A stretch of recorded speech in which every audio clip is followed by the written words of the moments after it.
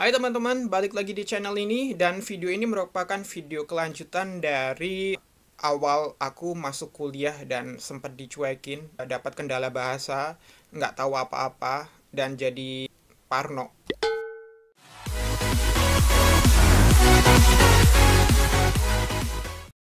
Di balik dari semua kesusahan di awal-awal waktu aku masuk kuliah di sini, yang dicuekin, yang nggak punya teman, nggak tahu apa-apa, akhirnya pelan-pelan karena seperti yang sudah aku mention di video sebelumnya, bahwa aku mencoba untuk memberanikan diri, untuk selalu aktif menjawab, untuk selalu aktif bertanya.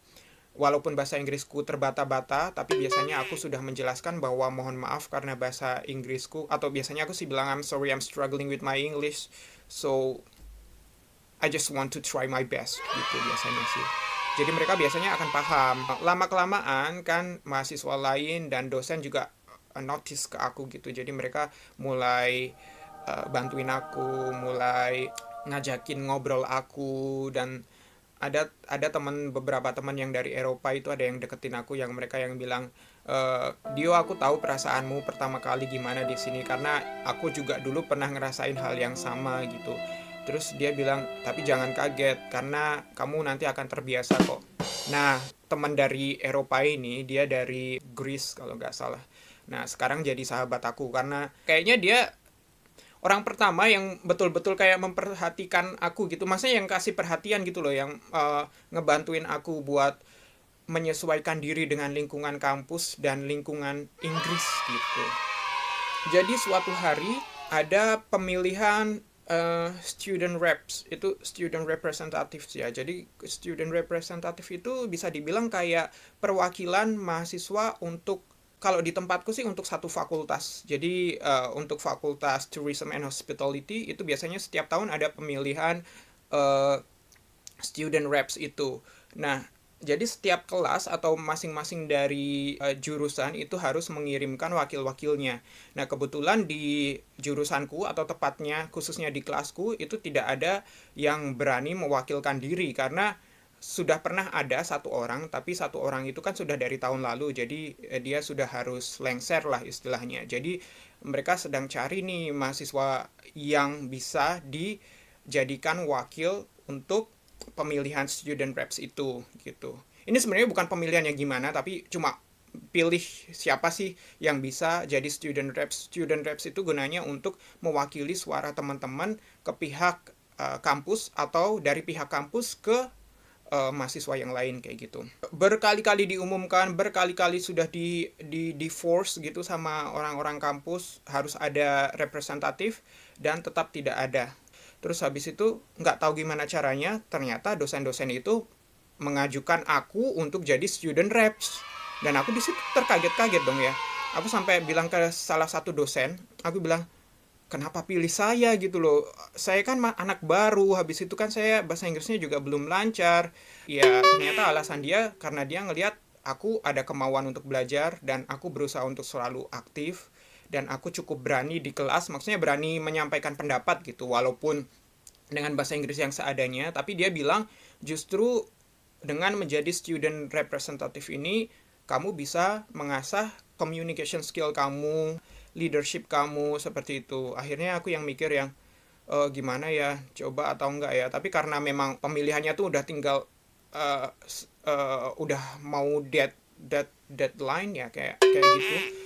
Mau nggak mau aku nggak bisa ngundurin diri, dan karena mereka udah nunjuk kan aku nggak enak ya, karena udah ditunjuk sama dosen-dosen itu. Jadi aku nggak enak kalau mau bilang enggak. Akhirnya ya udah aku diem aja, dan setelah itu akulah yang terpilih jadi student reps untuk tahun ini. Nah, dari situ baru mulai deh, di situ teman-teman banyak yang datengin ke aku, karena mau nggak mau mereka harus deket sama aku, karena aku kan akan menjadi mahasiswa yang kalau misalkan mereka punya masalah, aku yang bisa bantu mereka untuk jadi penengah antara mereka dan juga ke dosen ataupun ke manajemen kampus kayak gitu. Jadi mau nggak mau aku punya banyak teman, dan satu persatu mereka jadi deket sama aku semua. Dan akhirnya yang tadinya aku ngerasa nggak punya teman, sekarang semua orang jadi temanku.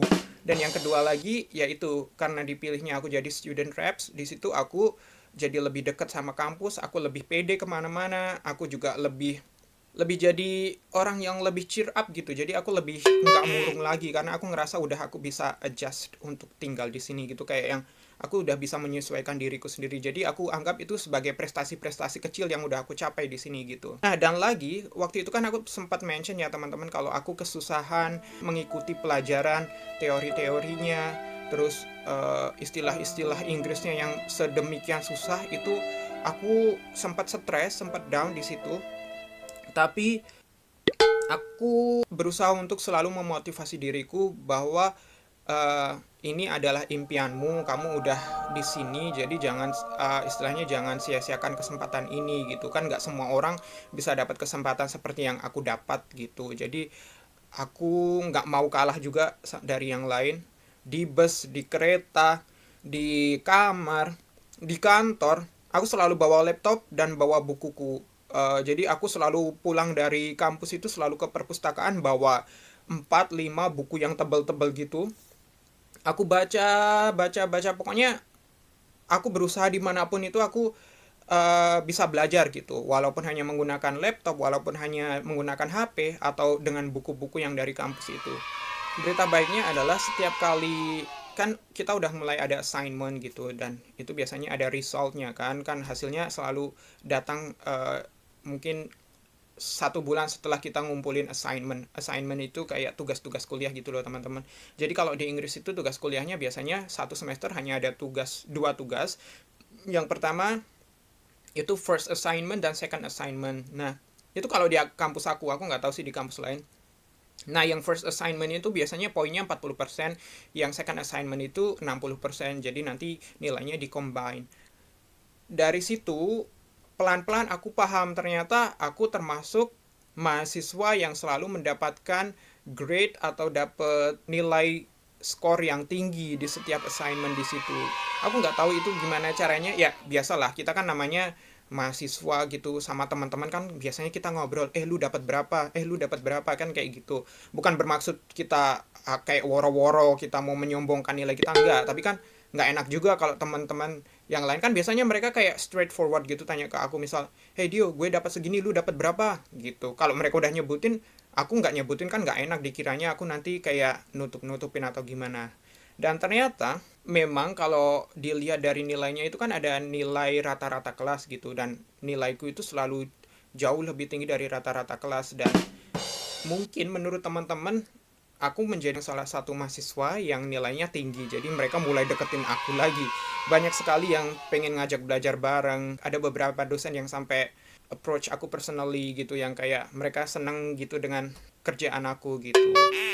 Di situ aku mulai seneng sih teman-teman, karena di situ aku mulai bersyukur karena ternyata apa yang dari awal aku takutkan dan akhirnya aku usahakan dan aku perjuangkan untuk memperbaiki diriku sendiri terutama, itu berbuah manis. Jadi aku cukup bersyukur dan aku sekarang cukup pede untuk berbicara di depan kelas, ataupun juga misalkan ada kayak diskusi gitu, aku lebih aktif lagi dan lebih senang gitu untuk menyampaikan pendapat. Sekarang udah nggak takut lagi. Pikirku sekarang doesn't matter kalau kamu itu orang Indonesia, doesn't matter kamu itu bule atau kamu orang Asia atau kamu orang mana, sebenarnya itu kita sama teman-teman. Jadi maksudnya jangan dilihat dari casingnya ya kan, tapi dilihat dari isi otaknya dan hatinya, itu yang paling penting.